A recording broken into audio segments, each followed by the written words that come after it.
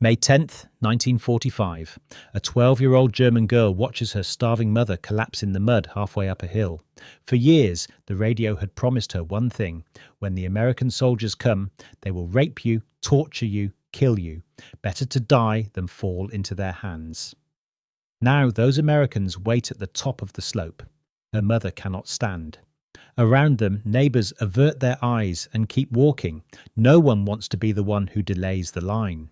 Then a young American soldier steps forward, kneels in the rain, and does something that will shatter everything this child believes about monsters and mercy.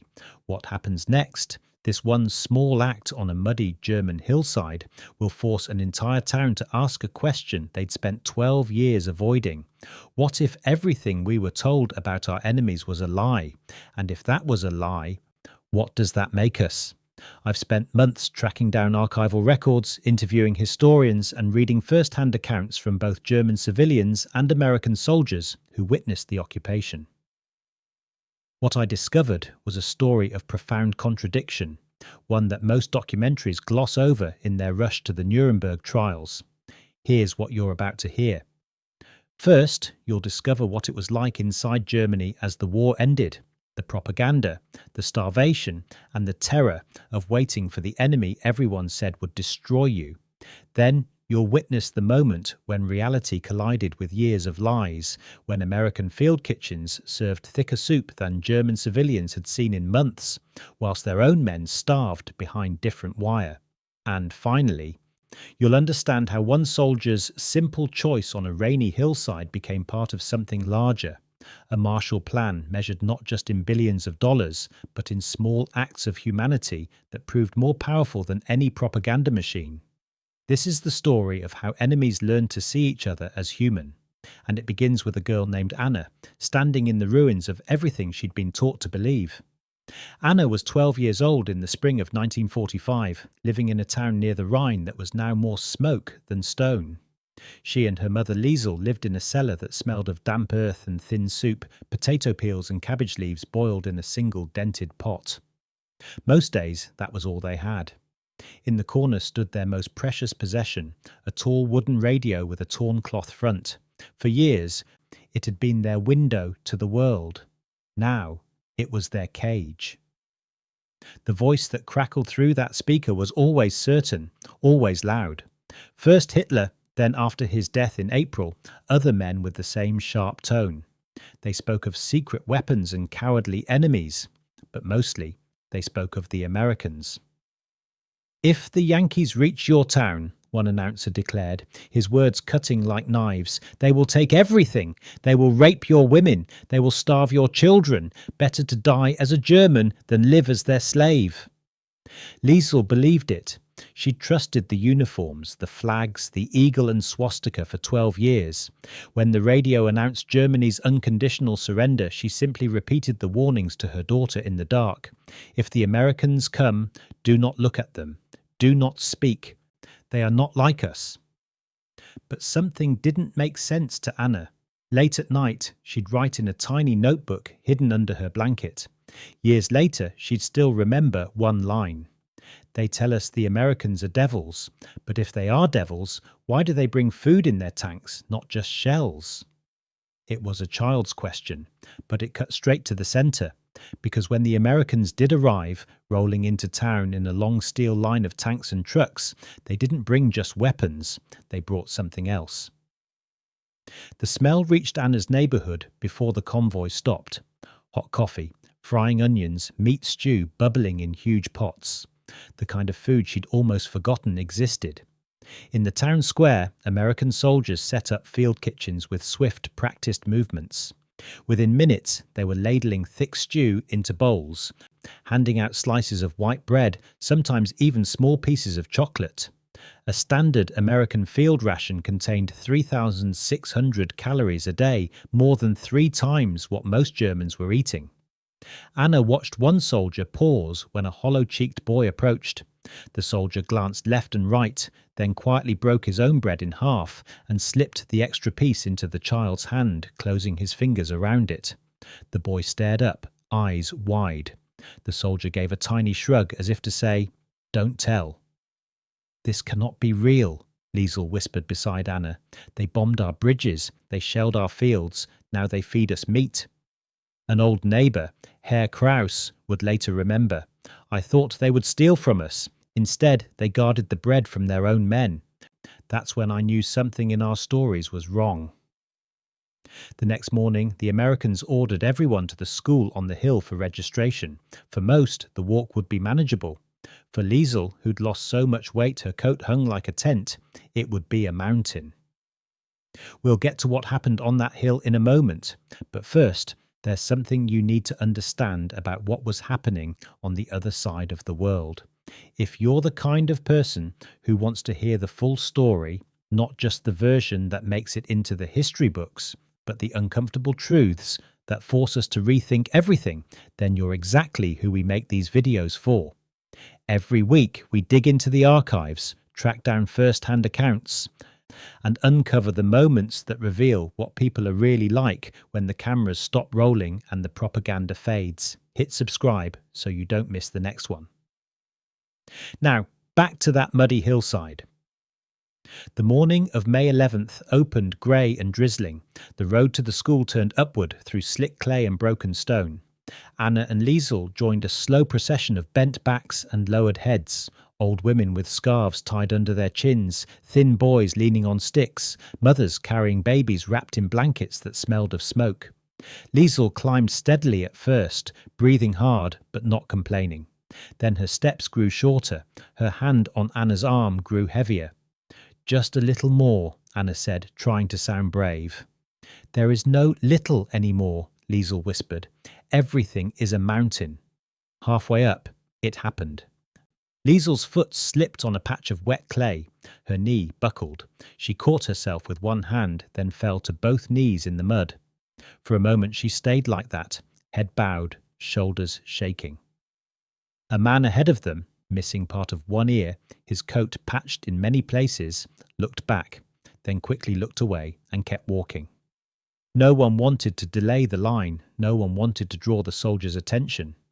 "Get up, Mama," Anna begged, her throat tight. "Please. They'll be angry if we're slow." Liesel tried. She planted her bag in the mud like a cane and pushed. Her legs trembled but wouldn't lift her. "Go on without me," she said at last. "You can tell them my name." "You can't stay here," Anna cried. "They said everyone must come." From behind them came the jingle of metal on metal and the soft thud of heavy boots. An American soldier walked past, rifle slung across his chest, helmet tilted back slightly. He saw Liesel on her knees and slowed. For Anna, everything went silent. This was it. This was when the stories would become true. The soldier looked from Liesel to Anna. His eyes weren't hard, only puzzled. He said something in English, his tone gentle, questioning. "We're fine," Anna said quickly in German, though it clearly wasn't true. Her heart pounded so loudly she could feel it in her throat. The soldier hesitated. Then he shifted his rifle to his back, stepped closer, and made a simple gesture. He pointed at Liesel, then at his own back, then up the hill. He bent his knees, turning so his broad back faced them. He was offering to carry her mother. "No!" Anna blurted out, shaking her head. "No, you can't." Shame and fear mixed inside her. Letting the enemy touch her mother felt like betrayal. The soldier didn't move away. He stayed crouched, waiting, rain beading on the rim of his helmet. He spoke again, slower, his voice soft. Anna caught one word she'd heard before. "Okay." Years later, when she was old, Anna would say, "It was the way he waited that broke me. He didn't order. He offered." Liesel lifted her face. Mud streaked her cheeks. She looked at the soldier, then at her daughter. "Help me up," she said quietly. Together they guided her onto the soldier's back.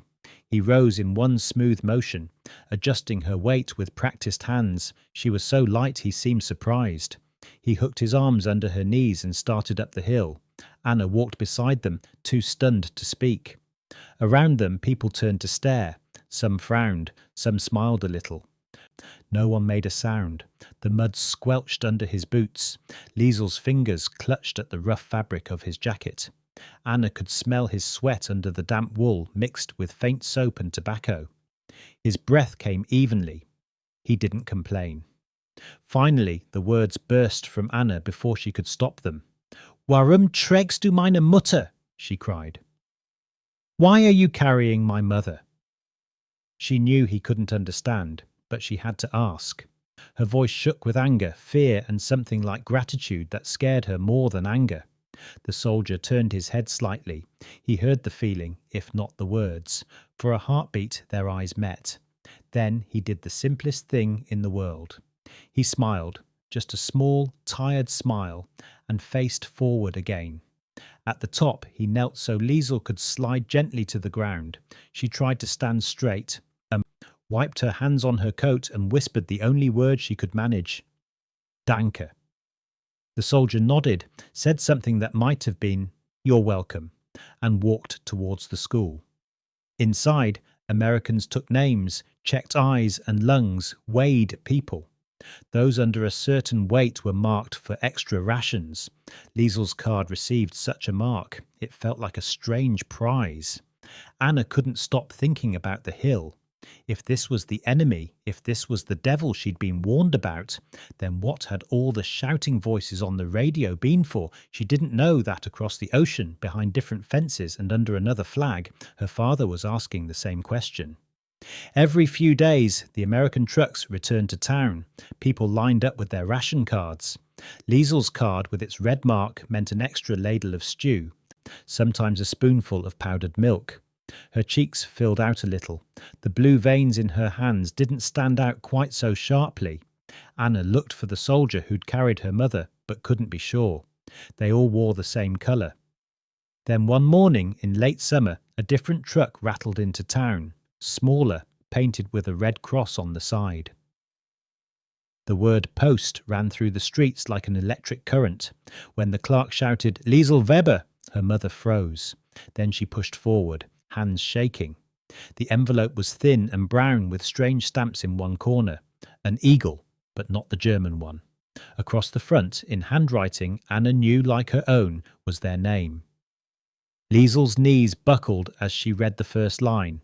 Then she pressed the letter to her chest and began to cry. "It's from your father. He's alive." Back in the cellar, by candlelight, Liesl read aloud. Anna's father, Karl, had been gone 2 years. His voice filled the room through ink and paper. "I am in a camp in America," he wrote, "in a place they call Texas. They brought us by ship across the ocean. I thought the Americans would kill us on the way. Instead, they gave us oranges. I hadn't seen an orange since 1940. He described barracks made of wood, 6 men to a room, guards who were strict but followed rules, work in the fields some days, rest in camp others. Then he wrote about food in a way that made German soup seem like a bad joke. "In the morning we get coffee, bread, sometimes jam. At midday there's stew with meat and potatoes. In the evening more bread, sometimes sausage or beans. We get about 3,000 calories a day, they say. I've already gained weight. I'm ashamed to tell you this, knowing how you must be living."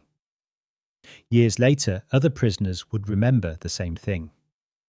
One man wrote, "We called it the land of plenty behind barbed wire. We were captives, but better fed than our own people at home." Karl's letter continued, "We are not beaten for sport. We are not starved. Some guards hate us. Others are just bored boys. One showed us how to play a game they call baseball. He laughed when I missed the ball. I slipped in the dust. It was human." Liesl's voice broke on that word. "They tell us we are protected by something called the Geneva Convention, an agreement about prisoners. I'd heard of it, but didn't believe the enemy would obey it. Now I must believe my own eyes. We are their enemies, yet they follow their own rules. Why?" That word, why, seemed to echo the question Anna had thrown up the hill. At night, Karl wrote, "I lie awake and think of you. I imagine you in the ruins, hungry, cold. The thought makes the food in my mouth turn to ash. I wish I could send you even half of what we're given. I don't understand a world where a prisoner eats better than his own child." When Liesel finished, the cellar was silent except for the candle flame shaking in a small draught. "He's safe," Anna said at last. The word felt strange and heavy. "Yes," Liesel answered, "safe in the enemy's hands." It was another sharp contrast. The Americans who'd bombed their bridges were feeding her father 3 good meals a day. The men whose tanks had crushed the Wehrmacht were counting out sugar and coffee for their captives because a piece of paper told them to treat prisoners as human. "This is not what they told us," Liesel whispered. "Not at all." You know what strikes me about stories like this? Most people never hear them. They watch the films, see the end credits, and move on. But you're still here, which tells me you're someone who actually cares about understanding what really happened, not just the version that fits neatly into documentaries. That's exactly why this channel exists. We're building a community that refuses to let these complicated, uncomfortable truths fade into simplified narratives. If that sounds like something you want to be part of, subscribe. Now, let me tell you what happened when the truth became impossible to deny. The first news came in whispers. Men who'd been soldiers returned in ragged uniforms, thin and quiet. They sat on beer crates in broken courtyards, smoking American cigarettes and talking in low voices. There were camps, one said, not just for prisoners of war, for others, Jews, political people, anyone they didn't like. Lagergeschichten, another snorted at first. Camp stories. But as more men came back, the stories matched. Too many details were the same. Then the Americans brought proof. One Sunday, an officer and the German mayor walked through town, going door to door. The officer spoke in slow German. "Morgen im Rathaus, come to the hall, you must see this." That afternoon, hundreds of people crowded into the half-roofed town hall. Americans had set up a film projector. The machine hummed and clicked. On a white sheet hung at the front, a title appeared in German, Die Todesmühlen, the death mills. What followed was footage made from the Allies' own newsreels, barbed wire and guard towers, faces like skulls staring through fences, bulldozers pushing heaps of bodies into pits, men in striped uniforms too weak to stand. British and American soldiers walked through the horror, their own faces grey. The voiceover said numbers in a calm tone that made them even worse. 6 million Jews murdered, millions of other prisoners, more than 20,000 camps and prisons across Europe. This was done in your name. Some older women sobbed. One man shouted, "Lügen!" lies, and tried to stand, but others pulled him back down. Frau Becker, sitting near Anna, covered her mouth with her hand, shoulders shaking. Later, she would say, "I'd heard rumours. We all heard something. We chose not to look. That day, the film forced our eyes open." The contrast was brutal. Just months before, the radio had said the Americans were barbarians, the ones without honour. Now those same Americans were showing Germans what their own state had done. The people who'd been called liars were bringing the truth on film. In the evenings that followed, the town hall filled again, this time for denazification hearings. Each adult had to fill out long forms. Were you a party member? Did you work for the SS? Did you give money to Nazi groups? Men who'd carefully saved their party badges now buried them in gardens. Some claimed they'd only joined for a job. Others said, "We didn't know." The Americans sorted them into categories: main offenders, lesser offenders, followers, exonerated. Most were classified as Mitläufer, one who went along. In church, the pastor's voice changed too. The same man who'd once asked God for victory now asked for forgiveness. "We were blind," he said one Sunday, standing before a cracked window where cold air slipped in. "Or we chose not to see. We believed the lie that we were better than others. We called our enemies subhuman. Now we've learnt that in places not so far from here, human beings were treated worse than animals. We must face this." After the service, arguments erupted in the muddy square. "We didn't know about gas chambers," one man insisted. "They hid it from us." A former teacher shook his head. "We knew enough. We saw Jewish shops smashed. We watched our neighbours vanish on trains. We heard people say, 'Oh good, they're gone.' We let it happen." Anyway, A third snapped. The Allies bombed our cities. Dresden burnt. Hamburg burnt. Are they better than us? An old soldier with one arm answered softly, The difference is this. They show us what they did. They don't deny Dresden. We denied everything until they forced it on a screen. Anna listened to all of it, her father's letter folded in her pocket. In it, he'd written, We are not all guilty. She believed that. She also believed what her eyes had seen on the white sheet. Carl came home on a cold day in early 1947. The bus that brought him stopped in front of the town hall. Its paint faded, but on the side you could still see the white star. Men stepped down one by one, carrying small brown suitcases. Anna searched the faces. For a moment she didn't recognize him. Then she saw his eyes. Papa! He was broader than before, his cheeks rounder. The grey uniform was gone, replaced by plain clothes the Americans had given him. When he hugged her, his arms were strong. It was a strange, painful contrast. The prisoner looked healthier than the family who'd waited for him in freedom. They gave us 3 meals a day, he told them that night, sitting at the small table. Sometimes 4 if we worked hard. There was even fruit. In Texas, they have oranges piled in boxes like our potatoes once were. He shook his head slowly. I wanted to hate them. It would have been easier. But when a guard hands you bread and says, It's the rules, what do you do with your hate?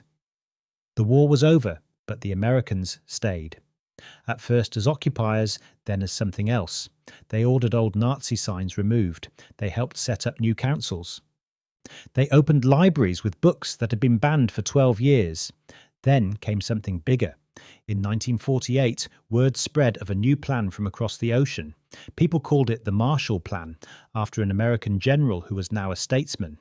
Between 1948 and 1952, West Germany received about $1.4 billion in aid, roughly $18 billion in today's money. Trains came loaded not with soldiers, but with grain, steel, and tractors. Ruined factories started again. By the mid-1950s, industrial production in West Germany had more than doubled compared to the low point after the war. Anna remembered standing on the rebuilt bridge, watching barges move up the Rhine. They bombed our factories, Carl said, leaning on the rail beside her. Now they lend us money to build new ones. What kind of victory is this? A different kind, Liesl answered. One that doesn't end.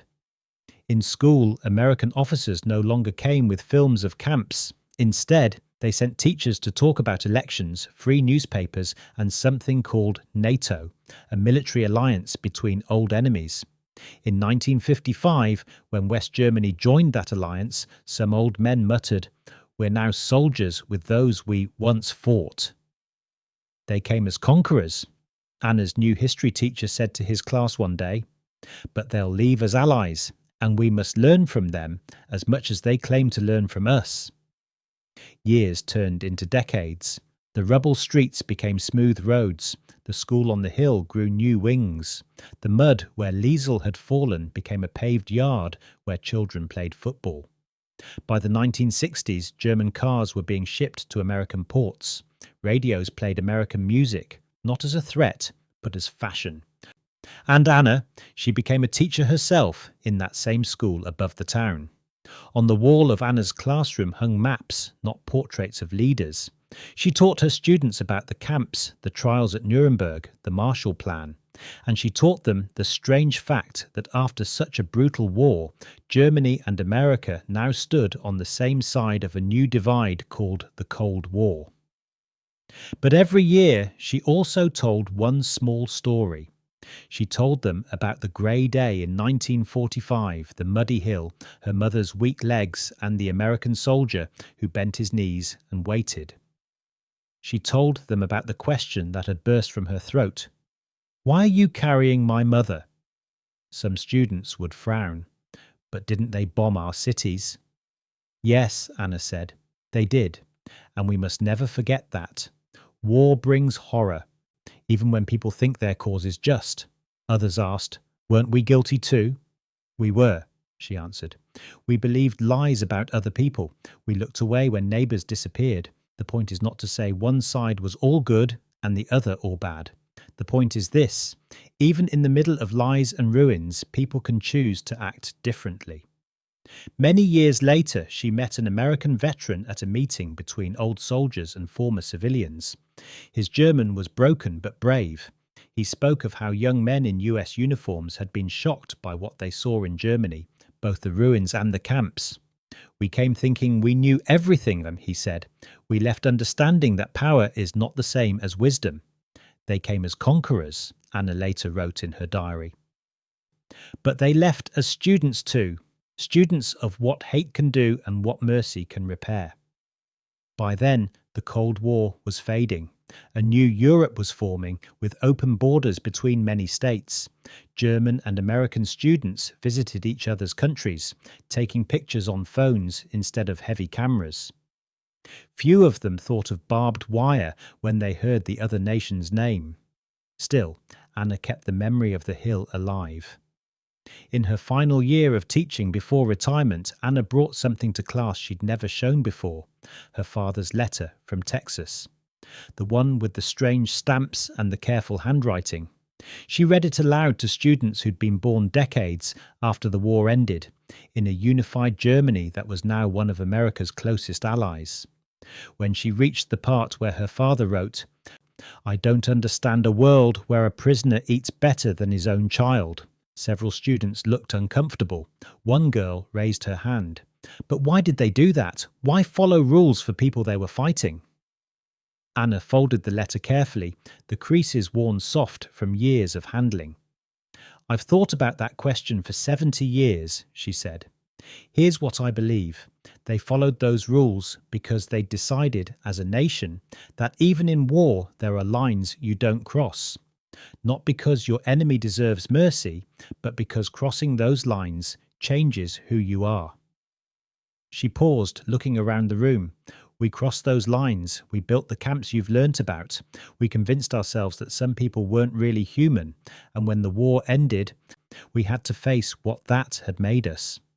The Americans could have treated us the way we treated others.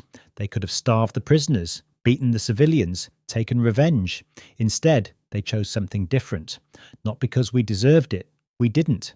But because they decided rules matter even when you're angry, even when you're hurt, even when you've won."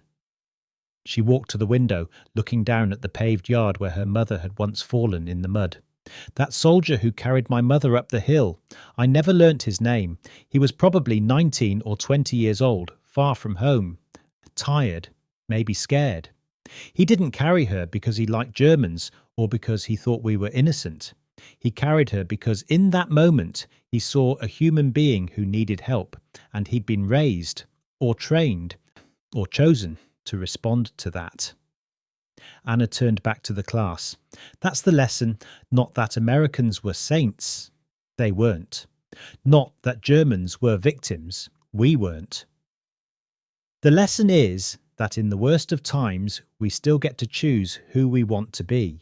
And sometimes those small choices, one person carrying another up a hill, matter more than all the speeches and flags and propaganda in the world." The classroom was completely silent. The story of Anna's family is just one thread in the enormous tapestry of the Second World War, but it reveals something we often forget in our rush to the big moments, the battles, the treaties, the famous speeches. For years, words and symbols had trained Germans to see Americans as beasts.